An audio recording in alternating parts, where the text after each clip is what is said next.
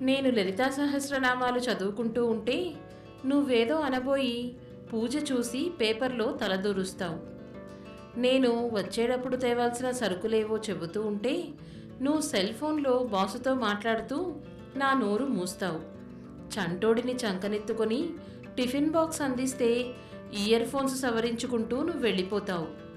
ఉదయాలు అలా ఉరుకులతో కదిలిపోతాయి. ఆఫీస్ నుండి అలసిపోయి ఈడ్చుకుంటూ వస్తావు నువ్వు. అంట్లు తోముతూ సబ్బు చేతులతోనే తలుపు తీస్తాను నేను. నిస్సత్తువగా సోఫాలో జారగిల పడతావు పాపం. కాఫీ కప్పు టీపాయ్ మీద పెట్టి డాబాపై బట్టలు తీయడానికి పరిగెడతాను నేను. సాయంత్రాలు నీరసాలై నీరుగారిపోతాయి. నువ్వు టీవీ ముందు వార్తల్లో మునిగిపోతావు. నేను డైనింగ్ టేబుల్ మీద భోజనం సర్దేస్తాను. నువ్వు ల్యాప్టాప్ తీసి ప్రపంచంలోకి కనెక్ట్ అవుతావు. నేనేమో డిటాచ్ అయ్యి గది తలుపు వారగా వేసుకుని బాబుని జోకుడుతూ ఉండిపోతాను. రాత్రులు అలా నిశ్శబ్ద గీతాలై నిద్రవుతాయి.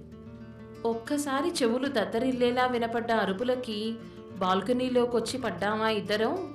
చూస్తే ఖాళీ స్థలంలో గుడారం వేసుకున్న ఒడ్డెర జంటలో మగవాడు సారాసీసా పట్టుకుని వీరంగం చేస్తూ చేపల కూర వండని నేరానికి ఆమెని చితకబాదుతున్నాడు.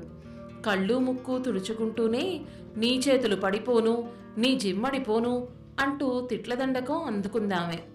పచ్చడన్నం ప్లేట్లో పెట్టుకుని కుక్కపట్టి ఏడుస్తూ ఒక బుడ్డోడు.